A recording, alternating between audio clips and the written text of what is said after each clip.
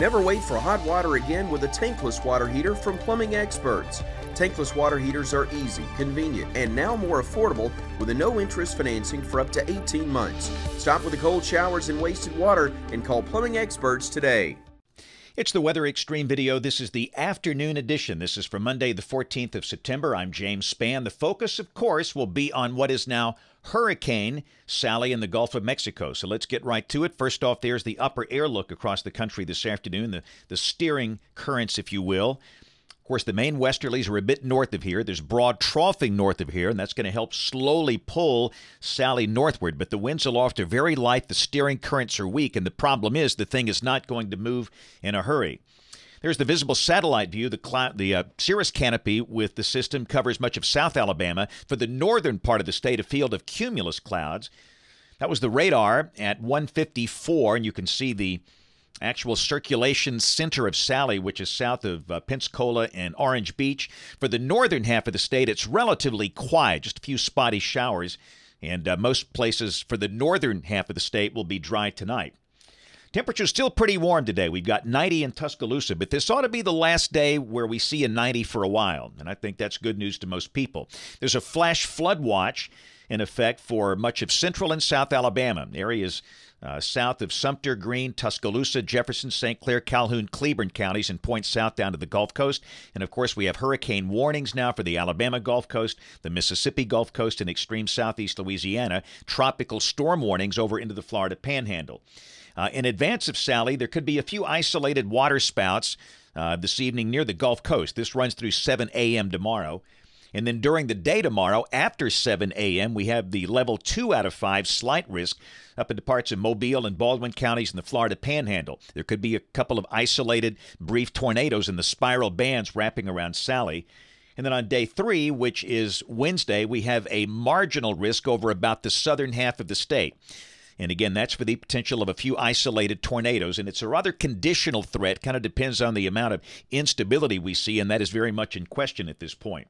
But rain, no doubt. It's going to rain a lot. Now, this was the WPC outlook prepared this morning at 7 a.m. This might be adjusted a bit, but most of the state, especially the central and the southern counties, should get a big soaking with a chance of flooding. The Tennessee Valley amounts up there should be much lighter. In fact, the shoals probably under 1/2 inch. So let's take a look at Sally this afternoon. You can see how this thing really deepened in a hurry. Went through one of these rapid strengthening phases, and now we have a hurricane with winds of 90 miles per hour.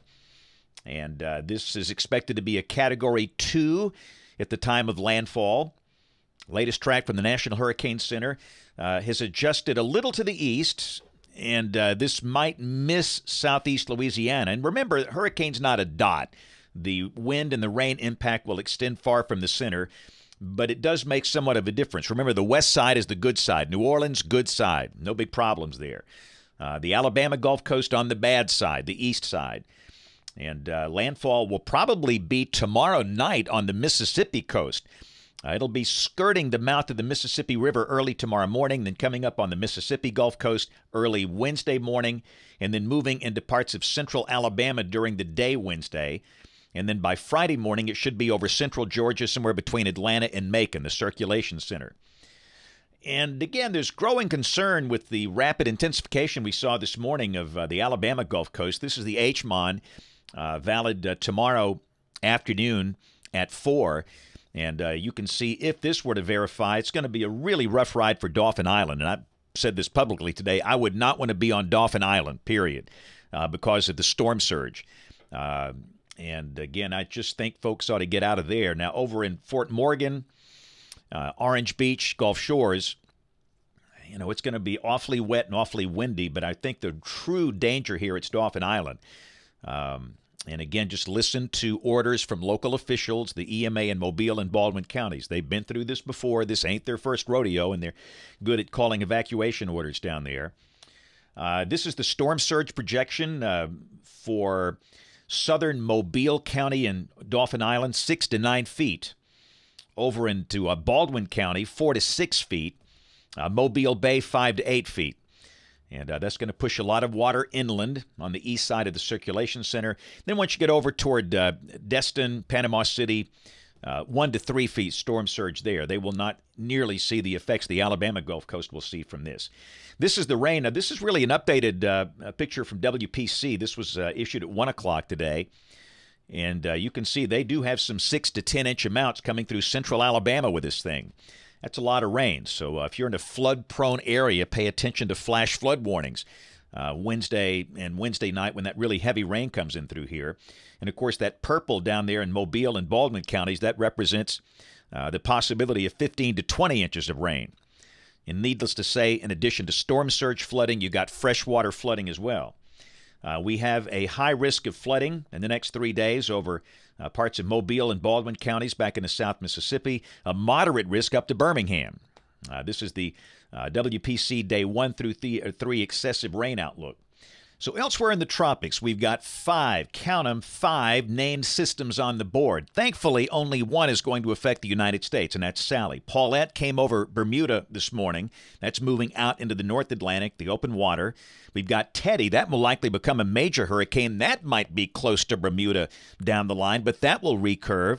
Renee is fizzling out, and Vicky will be a short-lived storm in the eastern Atlantic. So again, despite all of that mischief on the board, the only system that will bother the United States the next 5 days is the one we're talking about now, which is Sally. So let's go to modeling here. This is the GFS, the 12Z run valid tomorrow at 4. And again, you can see Sally dominating the flow down here across the deep south. The surface look showing the circulation center just south of the Mississippi Gulf Coast. Wednesday at 4, circulation center coming up into southwest Alabama.